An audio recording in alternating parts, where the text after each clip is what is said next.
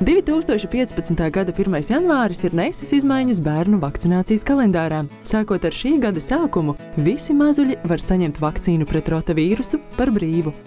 Ir dažādas vakcīnas, bet šobrīd Latvijā ir iepirkta vakcīna Rotarix, kas ir jāsaņem 2 devās.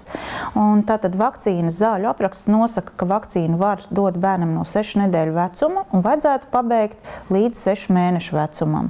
Kā tas tiek darīts, lai standartizētu, tiek ieteikts šo vakcīnu dot kopā ar pirmo vakcināciju, ko bērns saņem pie ģimenes ārsta, tātad 2 mēnešos, un nākamā deva 4 mēnešos. Bet jāsaprot, ja vecāki ir ceļotāji un viņi ar bērniņu vai ceļo vai socializējās, tad varbūt, kad ar ģimenes ārstu jāapspriežās, un šī pirmā deva jau jāsaņem 6 nedēļu vecumā, un tad otrā deva pēc 4 nedēļām.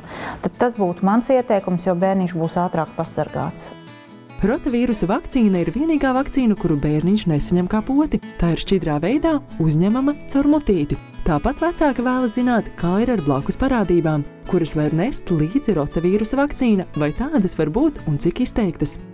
Minimālas pazīmes var būt, un tā parasti ir vai no atgrūšana, kas parādās, vai nu šķidrāka vēderizē, bet tā ir tik nenozīmīga, ka ārsta palīdzība nav jāmeklē.